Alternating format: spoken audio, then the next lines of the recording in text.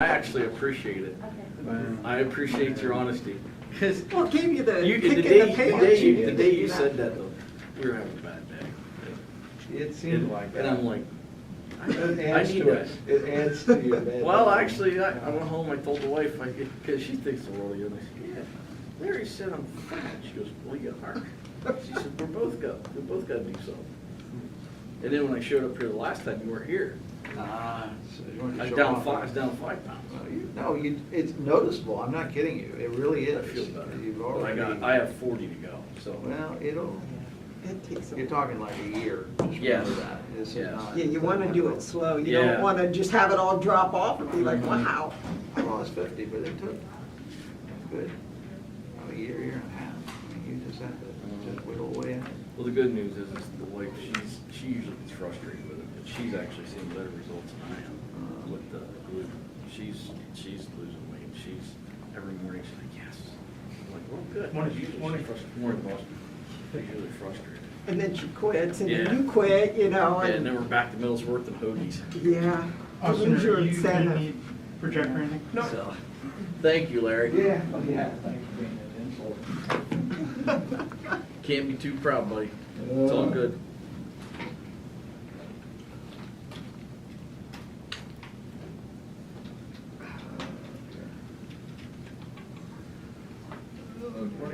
Good morning. Like you're the majority of our agenda today. Yes. Take a week off, would you?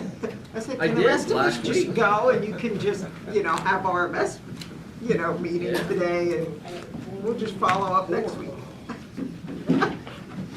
I have two. No, I have three. I have 1, 2.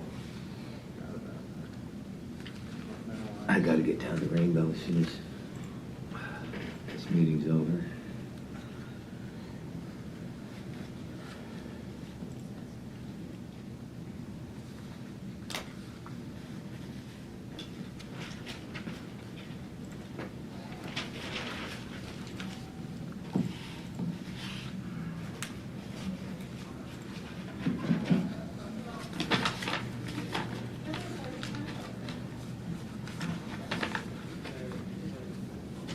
I'm changing the agenda if this is on.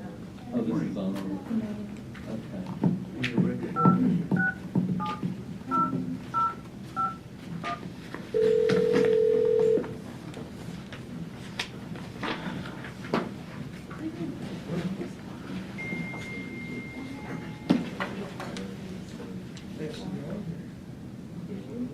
I think, sure.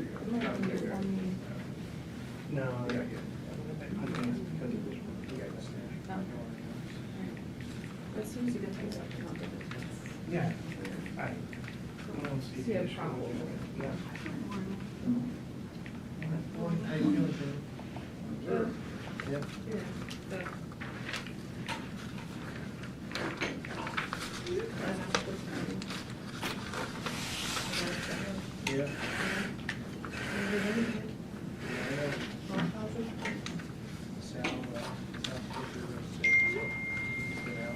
He was in yesterday for like an hour and a half.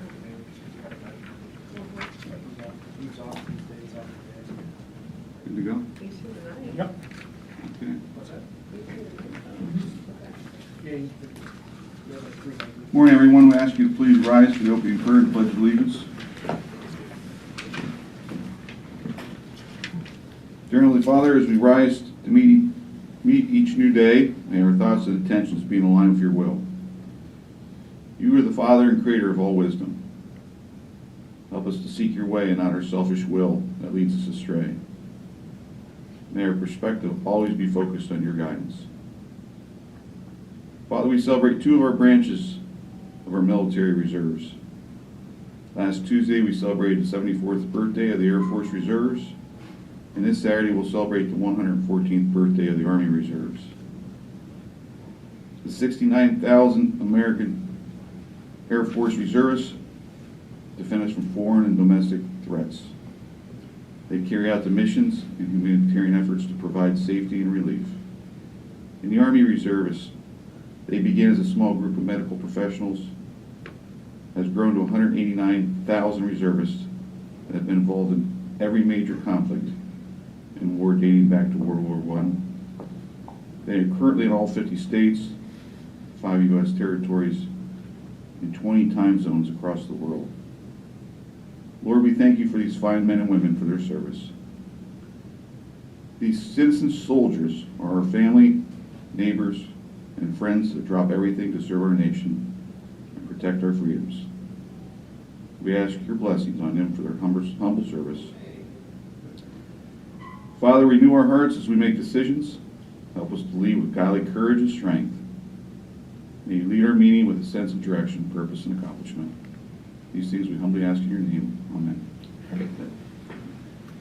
I pledge allegiance to the flag of the United States of America and to the republic for which it stands, one nation, under God, indivisible, with liberty and justice for all.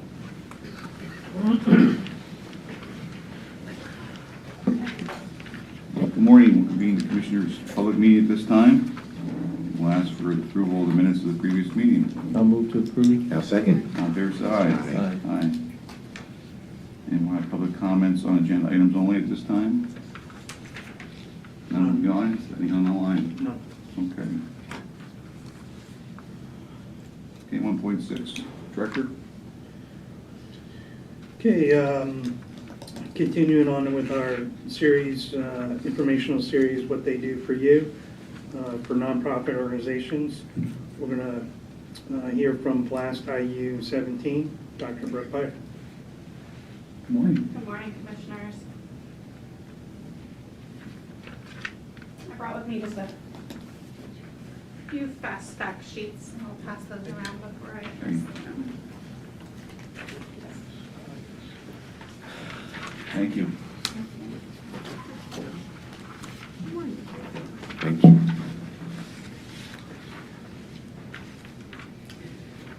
Good morning, and thank you for having me. I'm excited to share what Blast Intermediate Unit 17 does here in Lycoming County and the 3 other regional counties we serve. As our namesake indicates, IU 17 serves Bradford, Lycoming, Sullivan, and Tioga counties. IU, the Intermediate Unit System, was created actually by the General Assembly in 1971, so this school year is our 50th year of service to those 4 counties. In 1971, we were created largely to serve as an educational service agency, providing special education services to the constituent districts of the regions we were assigned. So when you look at Pennsylvania, in the southwest corner, those numbers kind of work their way across the state from southwest to southeast, and we're right there in the middle at 17. Our mission and vision at IU 17 is transforming lives and communities through educational services.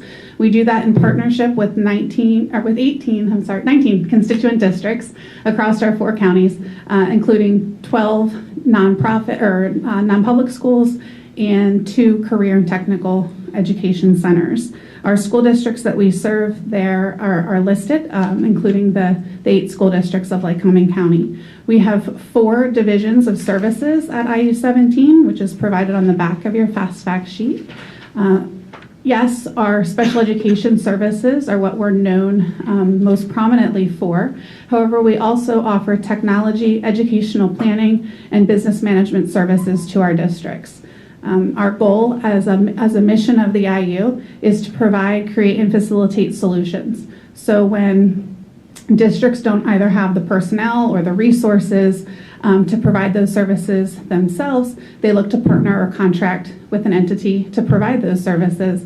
And we want the first call to be to IU 17 to say, we have this idea, we have this problem, we need to innovate, and we need your help and support in doing that.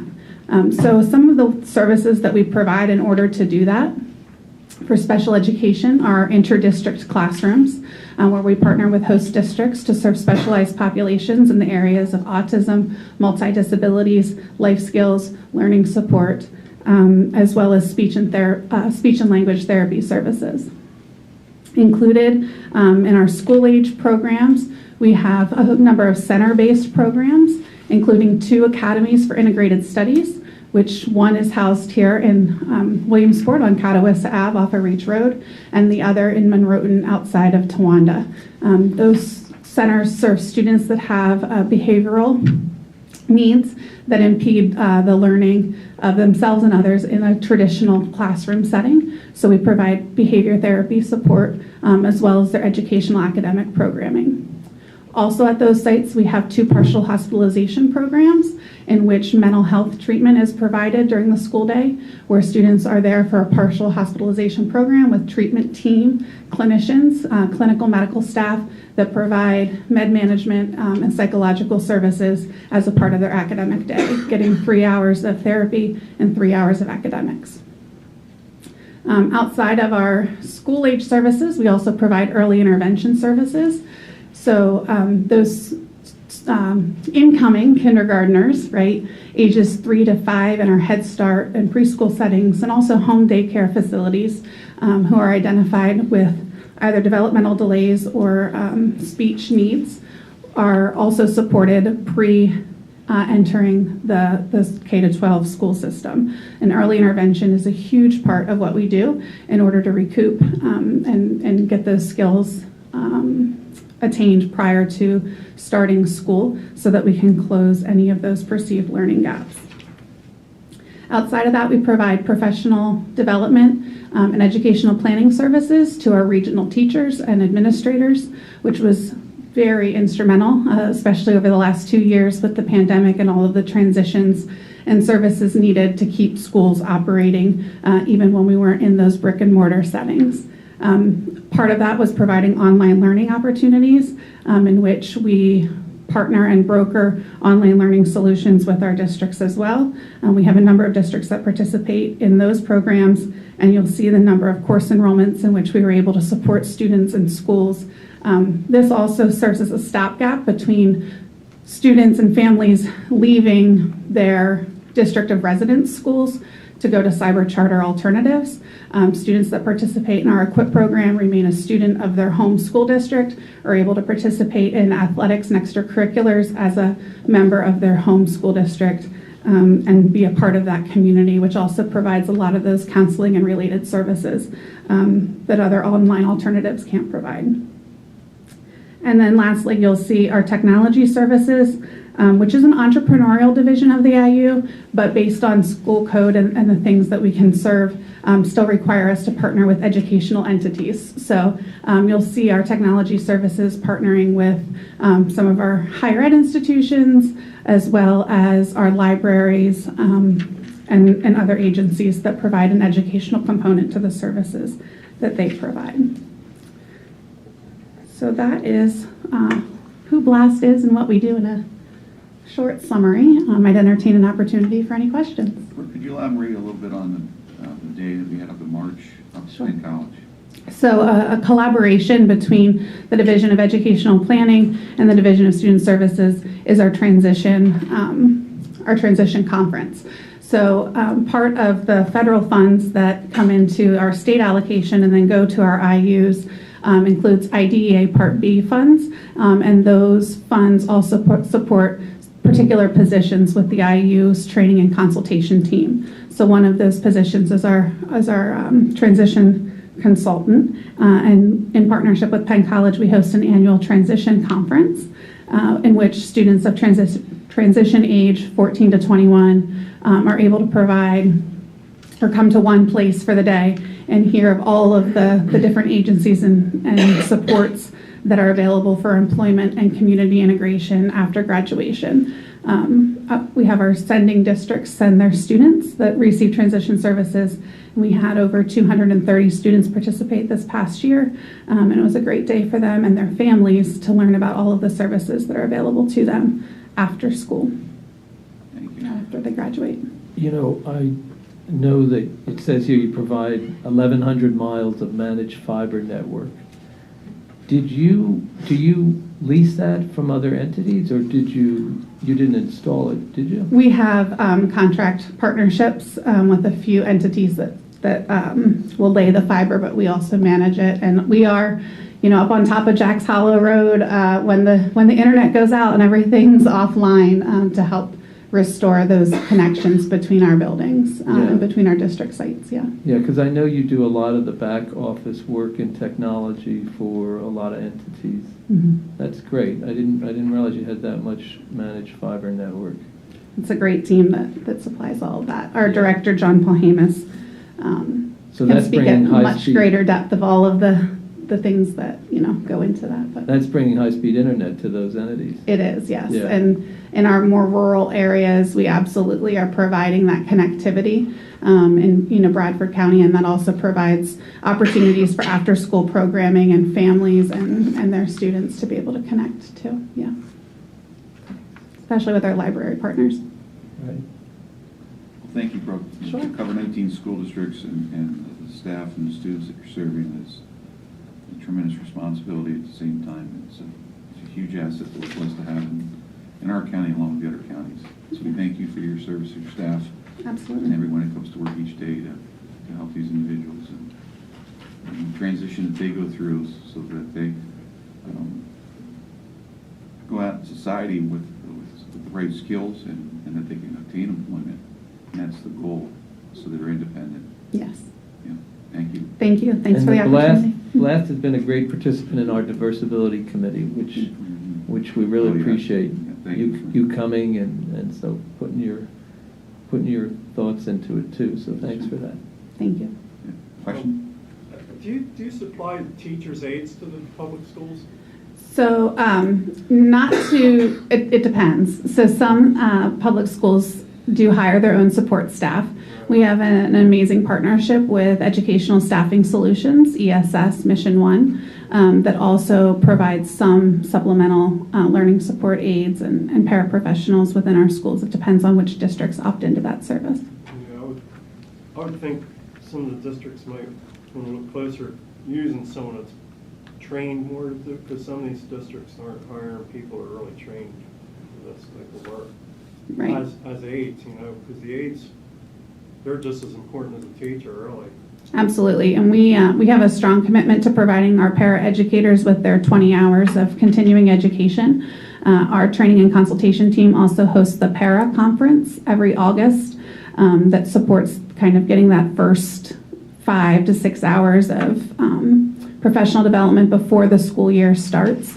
So districts can encourage their paraeducators to enroll in that. It's a very low-cost opportunity to make sure that their staff is ready to go when kids are there. Does Williamsport pull from here? The service is available to Williamsport. Okay. Do they use it though, or? There are certain services that Williamsport does participate in, but they also hire their own paraeducators. That's what I thought. Yeah. Okay. Mhm. All right, thank you. Yep. Thank you so much for being here. Sure. Appreciate it. Absolutely. Thank you. Thanks a lot. Thank you. And next week, we'll look forward to hearing from Steph. Before we move on to 2.0, can I find out who's on the line? Maya's on. David Smith. Good morning. Good morning. Good morning. Hutch is here in case Beth doesn't make it on for hers.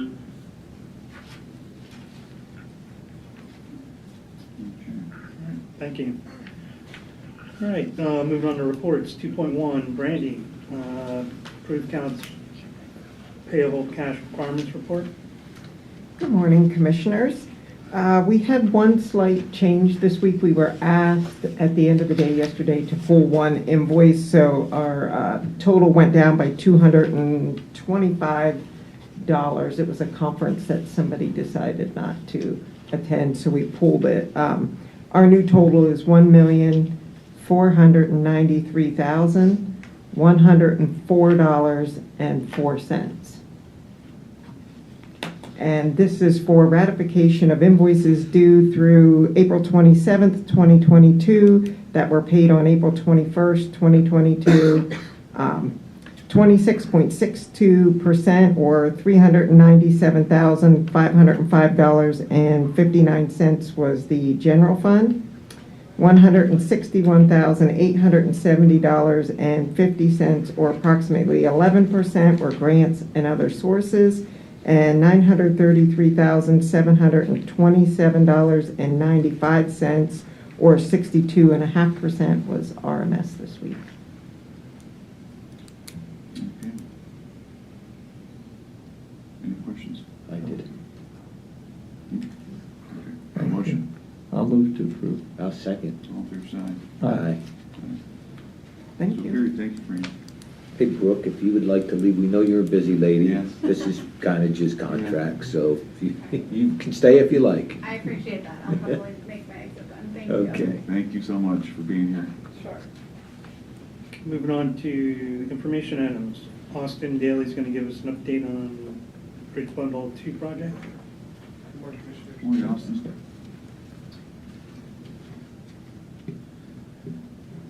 So today I am here to update everyone on Bundle 2. As you guys may have seen, we were out on site last week in Loyalsock Township, kicking off the Bridge Bundle, second bundle.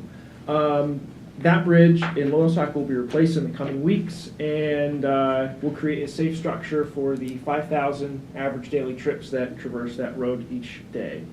There are 4 other bridges in Bundle 2 located in Jersey Shore Borough, Franklin Township, Moreland Township, and Susquehanna Township. Franklin Township actually kicked off the beginning of the month, and they're going to be replacing that bridge next Monday. They'll crane in the concrete arch structures, and we'll have that replaced and backfilled, and should be opened here by the end of May for sure. So we're very much looking forward to having these bridges opening once a week or once a month if everything stays as scheduled. One of the other items that I know that you guys had asked that I come down and talk about a little bit is the cost savings for the municipalities for the Bridge Bundle program. And while it's hard to pinpoint specific numbers for each specific location, we reached out to Bassett Engineering, our contracted engineer for this, and asked them, if you took any given bridge in this program and asked the municipality to go out and seek that bridge to be replaced on its own outside of this program, the number that they feel confident that they're saving by being in the bridge bundling program is about 20% on any given bridge, which is huge, when you're working with these municipalities that have, in a lot of cases, less than 1,000 people. But the big thing here for them to partner up is that when the municipalities are coming together, they're working with like structures. So for example, Bundle 2 is concrete arches and concrete box culverts. These structures are similar enough that we're able to go out and pre-purchase these 5 bridges from the manufacturers and have them, scheduled to be delivered to the sites whenever they're ready to go. We're also buying bulk aggregate, bulk concrete, etc., rebar, things like that will go into a bridge that, by buying in large amounts, it's a lot like going to Sam's Club. These municipalities are kind of like roommates where they all live in one house, and rather than each of them going to Wise Markets and Giant and Aldi's and stuff and buying their own items, they all go together, they go to Sam's Club, and they buy, everyone buys their own individual items, they get their own bridge, but they're buying things that are shared at the house, like toilet paper, paper towels, things like that. So that would be the, bridges themselves. One of the other things that, I try to keep in mind when we're working on this program is that our estimates for these bridges go back to 2016. And a lot has happened since 2016 that would cause deviations in where we're seeing our prices now versus what we estimated then.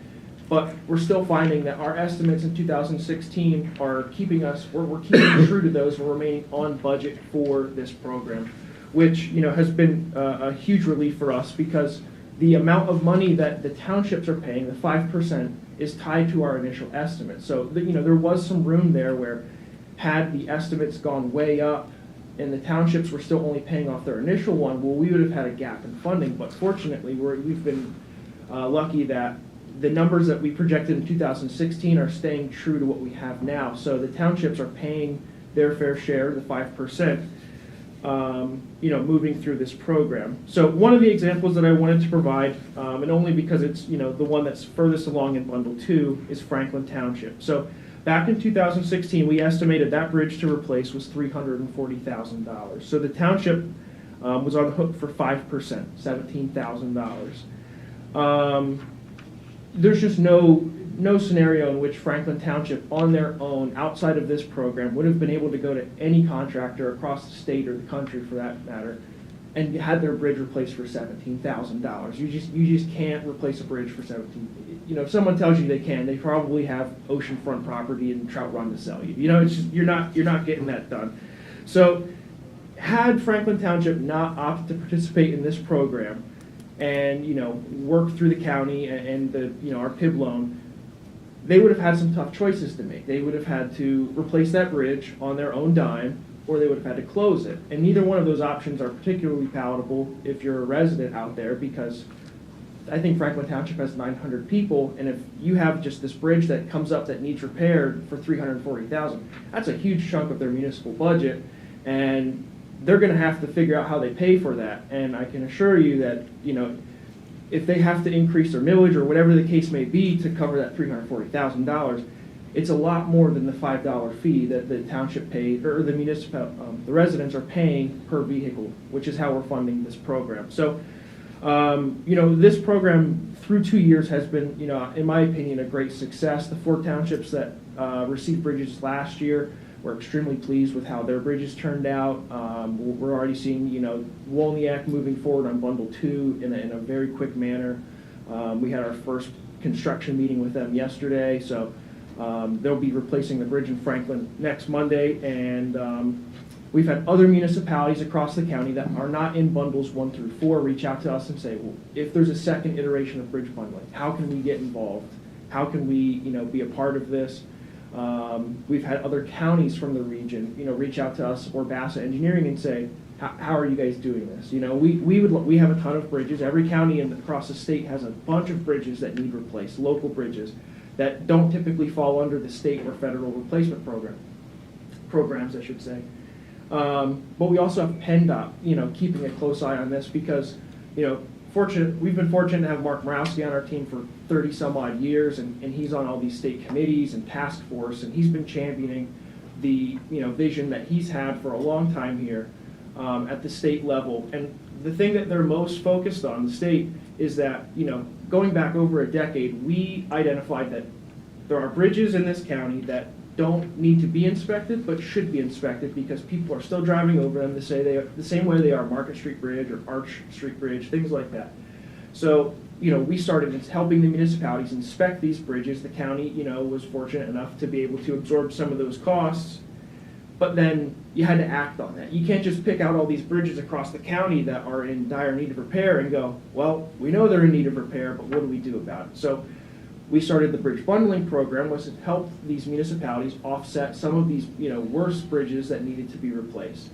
And the state is seeing that and going, well, hey, if Lycoming County can do it, why can't we recreate this or help other counties, say Columbia County or any other county, Luzerne County? Why can't we help them get this program off the ground? So they've been keeping a very close eye on what we're doing here, and I think the county residents and as a planner myself, we're fortunate that we've been on the cutting edge of this and had the foresight to do this going back 10, 12, 15 years when we started the groundwork for this, because you would much rather be on the forefront of it than having to go, well, our bridges are closed, what do we do? So we've been very fortunate here. Very much looking forward to getting out Monday, seeing the bridge be replaced. We have Bundle 3 going all at the same time. So, by the end of November of 2022, we'll have 10 additional bridges completed, 13 in total, or 14 in total, and have 3 more to go next year. So, if the commissioners or anyone else has questions, I'd be happy to answer them, or if there's anything you'd like me to elaborate on. I think you brought out a good point. It's funny that we've had articles about the bridge. I've gotten a couple calls from people saying that they wish we would end the $5 fee. And it makes me a little sad because, and one person said, well, we're not getting a bridge fixed in our township, so why should I pay it? Everything goes around, including bridges that deteriorate. And eventually, there'll be a bridge probably in every municipality in this county that'll get repaired. But the point that you made that I think is important to understand also is the work on managing the project is very important. You know, the county staff, Bassett Engineering, PennDOT, that would fall on the shoulders of supervisors in municipalities who are basically serving almost as volunteers. And to manage a construction project like that is a lot. I mean, I know they are incredibly dedicated people. And also just the, you know, you mentioned they pay 5%, 17,000. For Franklin Township to go out, I mean, what are their options? They could take out a loan for $340,000. They could try to float a bond, which is not going to work because the cost of floating the bond is going to be more than, not more, but it's too much relative to the amount that they're taking out. So, but ultimately, at the end of the day, it means that those taxpayers are only paying $17,000 because we're coming together as a community to help each other out with the $5 that we're paying the income, paying the debt service on the PIB loan. Mm-hmm. So anyway, it's just, I hope that people in the community will realize that that's what the word community means, right? It means that we help each other out. And we saw that, as you pointed out, with Lairdsville when there was the tornado. So thanks so much for the work. If I could just elaborate on your one point there, is that, you know, there are a lot of municipalities that don't get one in this iteration of bridge bundling. Ideally, you know, we continue the program in some capacity and we get to each municipality. But I think Loyalsock's a good example. You know, it's where Sheridan and River Ave come together. There's a doctor's office there, there's restaurants, there's a bowling alley. You know, it's one of those bridges, you drive over it every day, you probably don't realize that it's a bridge or that it's structurally deficient. You know, it's underground, it runs, you know, underneath the parking lot and comes out on the other side by, I think, Rivals. But, you know, you may not drive over that every day, you may not live in Loyalsock Township, but if your doctor's office is at family practice and you live in the city or you live, you know, in Old Lycoming Township, well, you're still driving across that bridge to get to your doctor's office or to go to the bowl, things like that. Another good example is the Montgomery baseball field. Their bridge is closed. It was part of the program. It's set to be replaced this year. But they had to close. It fell beyond repair too fast for the program to catch up to it. So we're still replacing it, but it's blocked off. So if your kid plays Little League and you happen to have to go to an away game to Montgomery, you know, you're crossing that bridge. And, you know, that one was at the point where they closed it because portions of it had fallen down into the stream below. So that'll be replaced this year. It'll be opened up this year. But there's just, you cross so many of these bridges every day or, you know, throughout the month or the year, and you don't realize it, you know, that you may be driving on something that could be, you know, structurally deficient or in poor condition. So it's certainly one of those things where, yeah, you may not live in a township that is in need of it, but, you know, you're probably going to cross one of them at some point, or your family members or somebody that you love will. So it's important that we get those fixed. Yeah, we had a call from a constituent who just retired, became a senior citizen, and she, you know, it's tough, some of these people, and they wanted to see if we could exclude seniors. And I said, no, we can't do that. I mean, the state would not allow that, but the point of the matter is it's $5. And we talked about, you know, the taxation, if they were doing it on their own and stuff like that.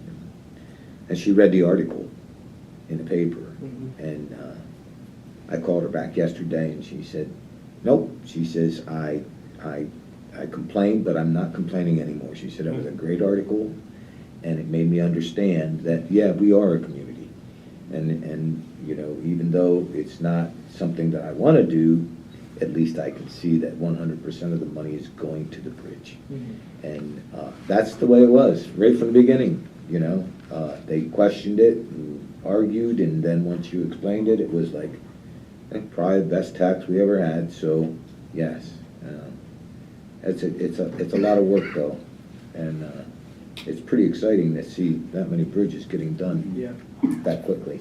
It's amazing. It's very exciting. And the other thing is that it's being paid by entities that don't pay property taxes. So instead of putting the burden on the property tax owners, the homeowners, it's being shared by entities that have vehicles but don't pay property taxes. So. Yeah. Thanks, Austin. Thank you, Austin. There are a couple extra pamphlets from the groundbreaking after the race, if anyone's interested. Great, thank you. Thank you, Commissioners. Okay, action items. Okay, 4.1, Maya, change order number 1. Good morning, Commissioners. Good morning. This is change order 1. It's with LLS Construction Group. This is for the construction of a health and wellness center. What this change order is for is to remove the water cooler and provide a substitution with an ice maker box and line. And the amount of that change is $1,800. Okay, any questions on this? Hearing none, can I have a motion? I'll move to approve. I'll second. All in favor, say aye. Aye. Aye. Carried. Right, thank you. Thank you. Aye, Lauren. You beat me to it. Good morning, Commissioners. Item 4.2, this is the 903 grant that we submit for reimbursement each year. This is for 50% of our recycling coordinators' wages and fringe and indirect costs. And it's in the amount of $37,317.12. And then the Commissioner Metzger, I believe you have the application. Section F, you'll need to sign, please. Okay. This is money we're getting. Yes. This is money we're getting. A motion. So it's going into the revenues of the landfill? Yes. Okay. It come out of the revenues of the landfill, too. Right. It's part of that $2 a ton that we pay. Yep. Can't help yourself, can you? I'll move to approve. I'll second. All in favor, say aye. Aye. Commissioners, 4.3, this is for the purchase of tarps. These tarps are part of the tarp machines that we use for closure over the waste at the working face every night. And we have to replace the tarps every so often. This is a budgeted item for 2022. We got 3 quotes. This is in the amount of $13,958.08. Okay, can I have a motion? I'll move to approve. I'll second. All in favor, say aye. Aye. Aye, so carried. Thank you. 4.4, Commissioners, is a purchase of the carbonate scale control from General Products and Supply. This is a budgeted item that we work plan on each year. This is in the amount of $22,572. This is the chemical that we submit into the leachate system, so it helps keep the buildup off the pipes and stuff. Okay, can I have a motion? I'll move to approve. I'll second. All in favor, say aye. Aye. Next, we have 4.5. This is a change order number 1 with Fairbanks Scales. Commissioners, this change order is in the amount of $33,883. Let me make sure I get that right. Yes, and 45 cents. This is for we noticed that after we awarded this to Fairbanks, basically the piers that the load cells will be sitting on have deteriorated this spring under the winter conditions. It exposed an awful lot of cracks in Fairbanks. And us also, we crawled under, we had staff underneath it, and we took pictures and looked at it, and we have to get it fixed. We have to replace it. And it wasn't identified in the original bidding. So this is part of the change order. Okay, can I have a motion? I'll move to approve. I'll second. All in favor, say aye. Aye. Aye. Aye. Lastly, Commissioners, 4.6, this is the purchase replacement of a control panel for a CAT generator with Cleveland Brothers. This generator is probably about 30 years old. It's been an excellent machine, but the control panel system is antiquated and it's going to need replaced. It's got parts on it they no longer purchase, or make, excuse me. This is in the amount of $30,055. Okay. This is used in our flare yard to keep things running. What does that new generator go for? The one quote we had over 100,000. Yeah. Because we asked that ourselves, because in this generator only has around a little over 1,000 hours on it, considered a spring chicken kind of thing. We had looked at that, whether it's benefit just to replace the whole generator, but the control panel is the cheapest option. It's still a good machine.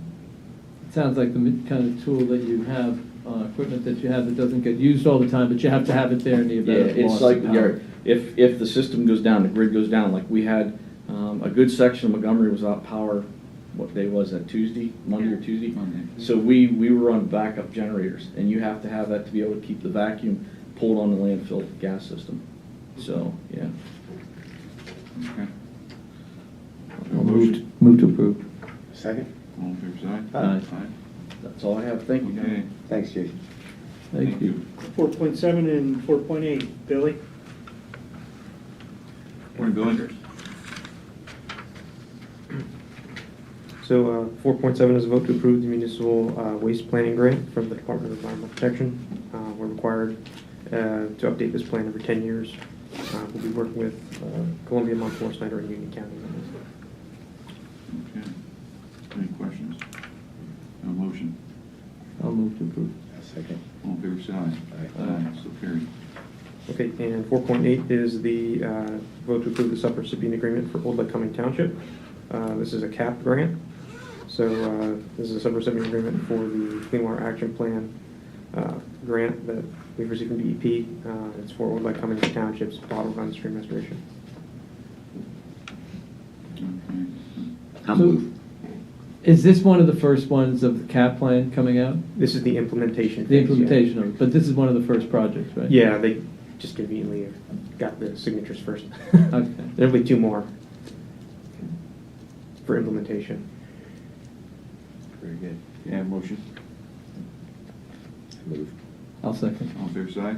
Aye. Thank you. Carried. Thank you, Billy. 4.9, Beth, are you on? If not, Hutch. I am on. Morning, Beth. Morning, Commissioners. This is a change order for Skyhook for completion of the tower. There were the Columbia O2 tower that we're completing had some sections that had rust and pitting on them. It's old pieces of tower that we were refurbing. They would not pass state inspection, so there's a need to replace those sections at the cost of $28,300. And that includes the labor for doing the job. And that is a budgeted item for this year. It is a budget item for this year. It's in our contingency money, yes, sir. Thank you. Have a motion? I'll move to approve. Now, second. All in favor, say aye. Aye. So carried. Thank you, Beth. Thank you. 4.10, Cindy, are you on? Maya, are you on? I am still on, yes. Can you? Want me to address that then? for you? Yeah, go ahead. All right, so this is a new fee agreement with Citizens of Northern to update their fee schedule on our account. Okay. And you're doing this on behalf of the treasurer? That is correct. It's a flat rate on each account. .0020. Yep. Okay. A motion. 0.0020. 2 bases. On each account.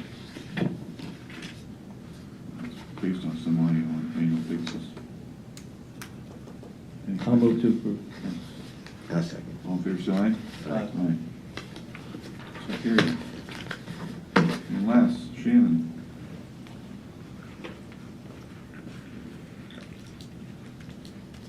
Good morning, Commissioners. I just have a change order for the Larson Design Group for the design of the Timber Run access driveway. Back in the fall, when we were looking to get the highway occupancy permit, we had asked them to do some additional work to see if we would be able to have PennDOT allow us to have some additional turning lanes. So that equated with what the change order was for. Unfortunately, PennDOT did not agree. They didn't think it would be safe, so but that's what that's for. They also, this will extend the contract a little bit because they just started doing the access driveway in the last few weeks, and this will take the contract till the end of July. And the total cost for the change is $4,877. Correct. Okay. For design. Yeah. For design work, yeah. Okay. A motion. I'll move to approve. I'll second. All in favor, say aye. Aye. So carried. Thank you. Thank you. All right, Commissioner comment. So yesterday, at a chamber breakfast, there was a presentation put on by a local realtor that addresses the housing situation in our county, which is at a critical level. We have a lot of employers that are coming to Lycoming County, new manufacturing opportunities. The chambers informed us that that within the next 3 to 5 years, we could have as many as 1,000 new manufacturing jobs. We have Digger and Associates we're aware of. They're going to be opening in May. That starts at 150. We have another developer that's looking at putting possibly 300 more over there. And we have other entities that are coming to Lycoming County. They're choosing Lycoming County because they love it. They want to set up shop here. So with that comes the workforce, developing the workforce to get the employees there, and having housing for that workforce. It's all intertwined. So we have to make sure that housing's here. There's normally around 750 houses on the market, and the average is what they told us. Right now, there's 130 houses on the market. It's down 83%. Down 83%. So those individuals are going to work here possibly and live in other counties such as Union County, Clinton County, Center County. The way we grow the tax base is we have new homes for them here. And that's the goal. So tomorrow morning we'll continue to meet with the developers and the realtors. We have a task force that's been set up. We're going to meet with them at 10 a.m. There's a plan being developed as a recommendation for the ARP monies, and we'll continue to look at that plan as we decide what we do with those monies, because this is our infrastructure. Those jobs, those homes that increase the tax base, those new employees, they're our future of Lycoming County, what makes it grow. So we're looking forward to meeting with them tomorrow and looking at the final recommendations of that plan as we move forward. But and it's just not Lycoming County, it's a national problem. The housing situation is a national problem. But right now we're down to 83% on listings. So we have to make sure we have adequate housing for those individuals as we continue to have new jobs come to our county. I guess one of the main points that I took out of the meeting yesterday is that if you look at it from a return on investment, that we will gain that money back in 7 years through the taxation. And so it makes it a little bit easier decision to make. As far as how much, that's another question. But what we see is exactly what Commissioner Mesker just said. We need to grow the tax base.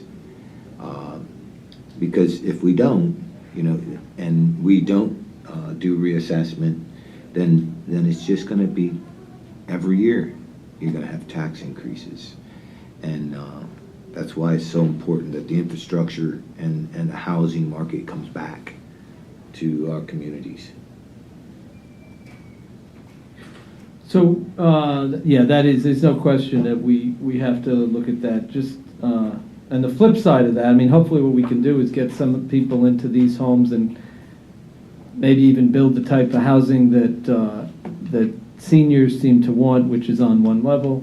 And we've talked about trying to do a housing study to see if we can see how things have changed in the last 10 years since the gas industry. The last study was done in 2012. We have an opportunity to partner to get some of that paid, that study. And I know people may think, oh, why are you doing another study? But the reality is that there may be an opportunity for us to try to look for grants and other ways to leverage the money, and having that study helps us validate.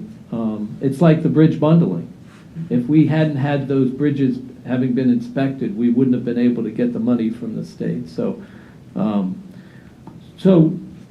I attended a Zoom meeting of the Department of Drug and Alcohol Programs on April 7th, and basically they went over the opioid settlement.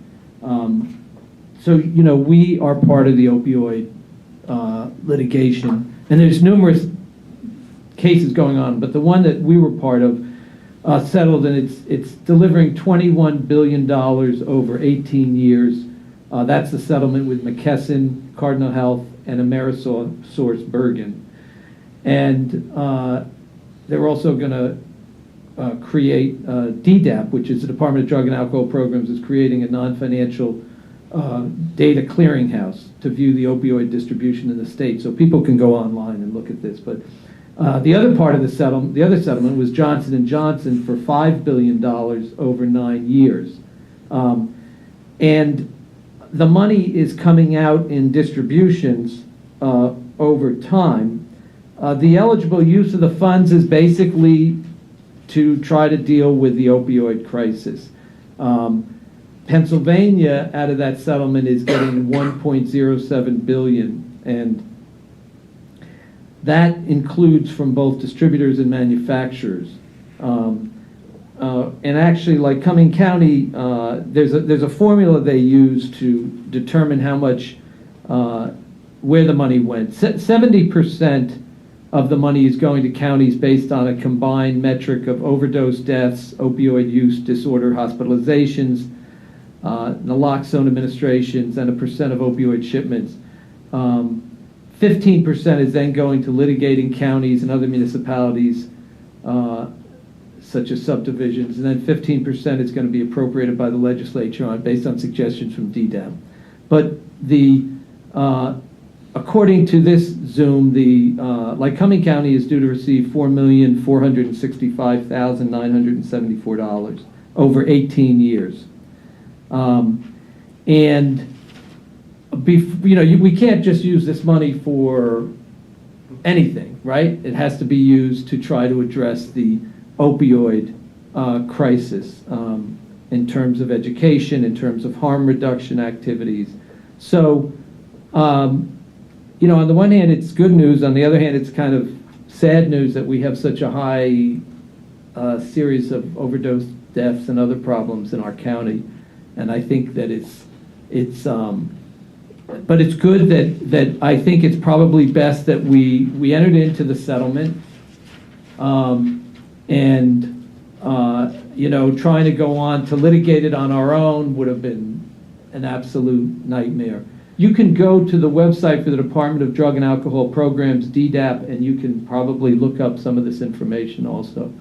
So it's good that we will have some resources in the future as we continue to try to build the county and deal with some of the problems that we have. We had a father interviewed today on a cable network, and he said we need to stop saying overdose.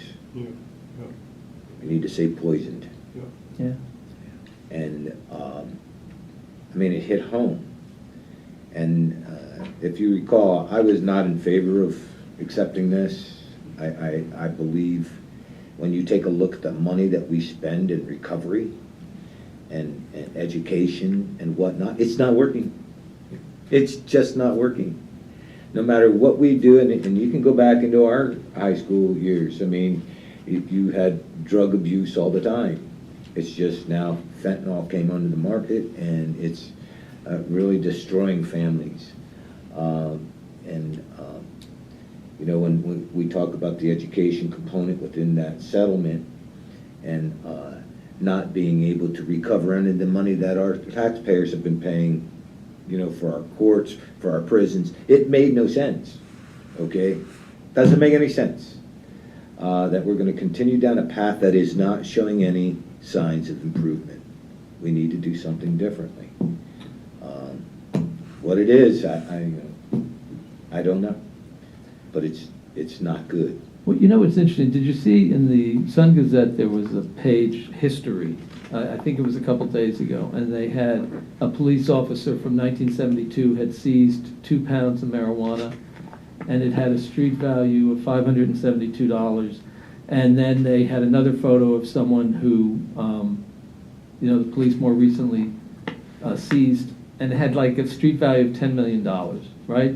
So part of the problem with the drug issue is both the supply side and the demand side, right? Obviously we want to keep drugs coming into the country, but on the demand side, as long as there's a demand for it, it's gonna drive up the price. And I think the hard part is, because you and I have talked about this a lot, we and all three of us have run into people who just seem to be repetitively not getting things together, going down the path. You saw that, Commissioner Metzger, after 30 years. But what we have to do is look for the silver ring in the people who do make it, right? And there are people, and you've talked about this, Commissioner Macera, oftentimes there are lots of people in our community who have recovered, who are important leaders in organizations in our community. And truth be told, but for the grace of God, could be any of us, right? Because alcohol is now a bigger problem than even, from what I was recently told, than even opioid. Alcohol is a huge, huge problem. And you can tell certainly by reading the DUIs, you know. So we get to keep our spirits up about it. I think we're missing the bigger picture here. People say that what goes on at the border doesn't affect us. Yes, it does. There are so much drugs coming across that border right now. The fentanyl explosion that's going to happen in the country in the next few years is going to be like no other explosion.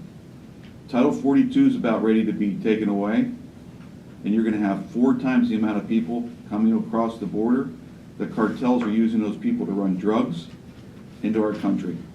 And it comes all the way up into Williamsport and Lycoming County. It goes throughout the country. And we're already seeing it. We're already seeing the fentanyl going across the border. It's being reported. So until that border gets fixed, we're going to continue to see these drugs come across, that come all across the country, and it comes into this county also. And it finds these victims, it finds these people that end up using it for whatever reason, whether it's someone who had a sports injury and is taking a medication and can't get the medication any longer and gets hooked on this stuff, not because they want to, and it takes their life, or someone who just is at that point, at a bottom point in their life, and they revert to using this. It's taking victims. And it's taking victims because we're not addressing the problem. And the problem is at the border. The gang members, the people that are supplying it to our communities. We have to address that. And until we do so, it's going to get worse.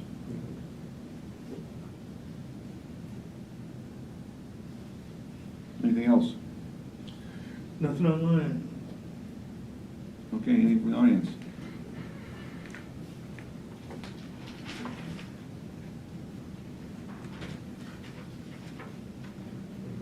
Good morning. Hey, Tom, how are you? How are you? Good. Tom Adams, Williamsport. Well, before I mention about the drugs, boy, that bridge report makes you want to pay more in taxes, doesn't it? It's really exciting how you're using that money right. Well, there's the key. The money's being used right. Yeah. Yep, that's great. Well, getting into the fentanyl, you're right. It's a poison because fentanyl is one of those drugs that first-time users are dying from it. Yeah. Because it's a poison and it just takes a little bit. And I mentioned this to the school board. It's funny, meeting Tuesday nights that hopefully they have more educational programs for the kids we have a drug culture, and I mentioned that before, that even people turn to prescription drugs for all their ailments, and I don't think it's a good idea at all, because they're harsh chemicals, and they always have side effects.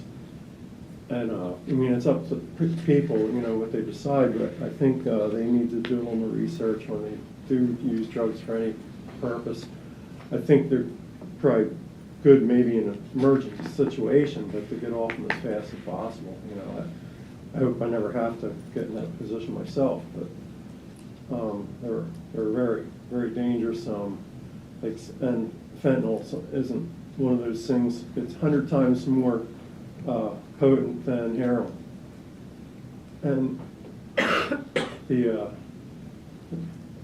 some kids, I know there's a story about a kid who wanted to stay up late to study, and he's not a drug user. A guy offered him to use Adderall. Took, and he's dead the next day. 10 minutes or whatever, he's dead because it had fentanyl in it. And this whole idea you can have marijuana to be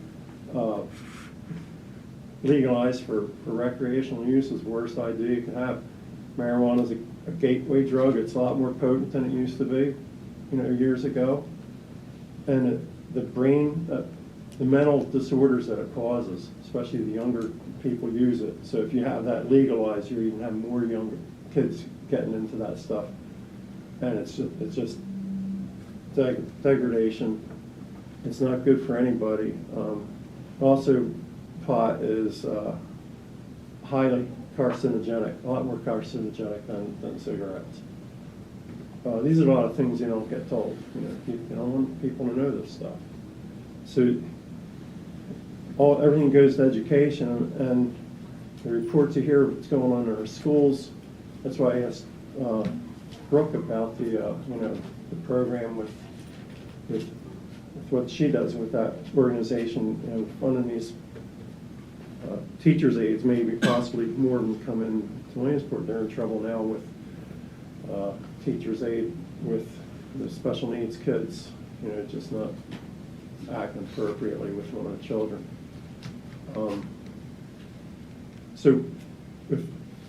And I think really a lot of it goes to the teachers' unions.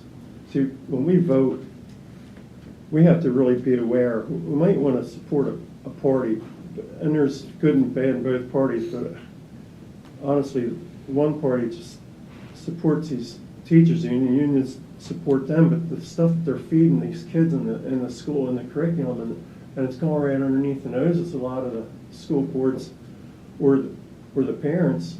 It's in the math, it's in the science, and they're teaching these critical race and the sex education. It's child porn that they're bringing in these schools.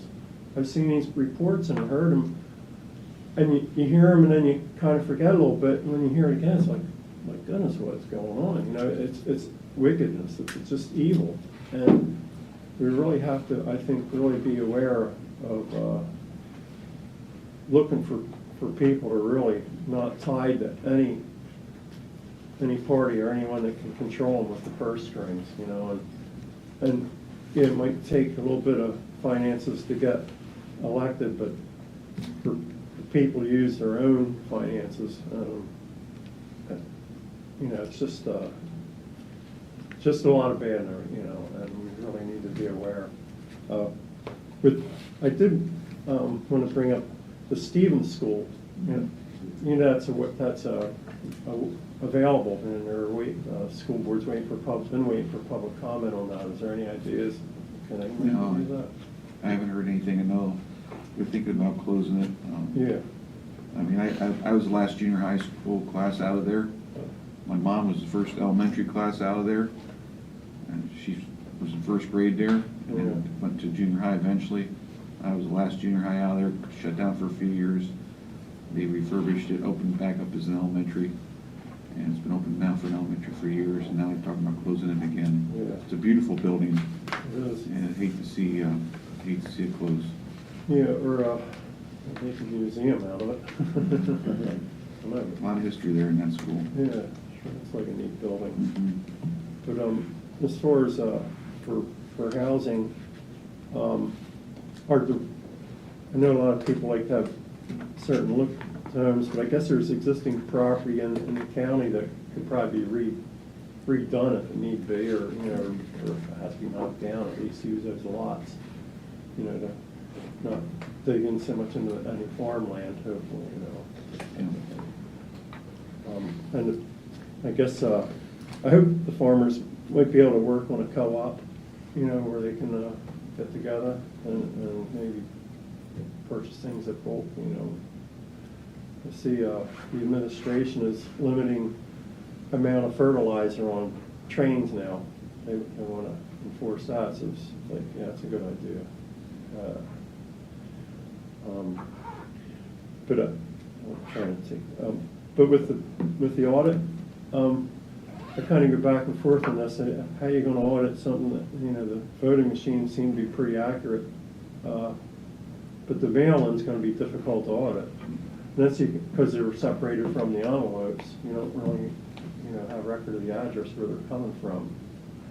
And, there's been records of different counties that I know of that they get these from a bunch of different of the same address, and they mail them out, or they put them in those drop boxes. Luckily, we don't have them here, but that was a real problem. And even some of those mail-in ballots, they saw that they were almost Xerox, exact same handwriting and everything. So maybe that's one way you can look at some of the mail-ins. But But just so that we clarify this, every mail-in ballot is accounted for. It goes in and it's looks at our registration book. Okay, so when they bring it in, our people look at it, they file it, they don't open it yet. They file it, and they mark it on the book that the vote was received. Yeah. Okay?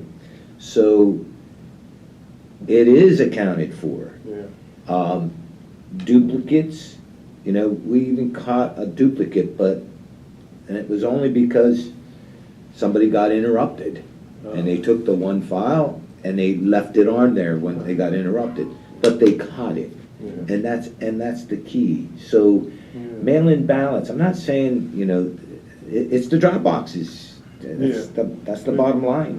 Which we don't have any in the We don't have any in the county. And I don't think they should have any anywhere in the country. Right. Right.